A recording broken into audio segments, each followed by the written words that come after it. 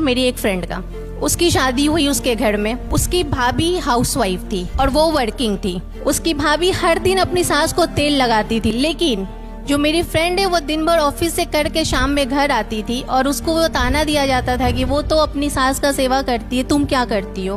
वो जब आती है तो लोग उसे ताना मारते हैं। ताना जब पड़े तो बुरा तो लगना होता है ना सर, बुरा मानना तो जरूरी है ना सर। अरे मत मानो ना बुरा, मारने तो जो ताना मार रहा है, आप पता नहीं क्या क्या मारते हो, तो मैं बुरा मान जाता हूं क्या? ताने खाना, दब जाना, झुक जाना, तलवों में तेल लगाना, ये किस कोटि की बातें हैं और क्यों इन्हें झेलना पड़ रहा है? और मैं कह रहा हूं तलवों में नहीं, पूरे शरीर में तेल लगाओ, लेकिन प्रेम से लगाओ, मजबूरी से नहीं। मजबूर करोगे तो एक बूंद पानी भी नहीं देंगे, हाँ प्यार में अपनी जान भी दे देंगे।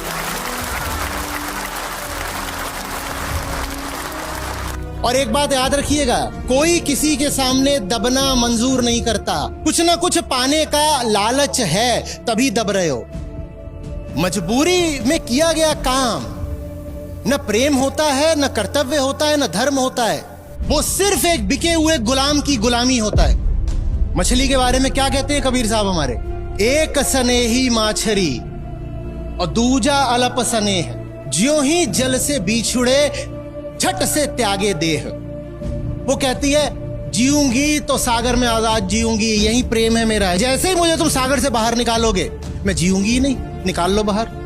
तुम ये नहीं कर पाओगे कि मुझे गुलाम भी बना लो और जिंदा भी रख लो, ये नहीं हो पाएगा। मुझे जिंदा रखना चाहते हो तो मुझे आजाद जीने दो। हमारा तुम्हारा साथ चल सकता है, लेकिन गुलामी में नहीं चलेगा। हमारा तुम्हारा रिश्ता सिर्फ एक बुनियाद पर हो सकता है, मैं तुम्हारी स्वतंत्रता का सम्मान करूं और तुम मेरी स्वतंत्रता का सम्मान करो।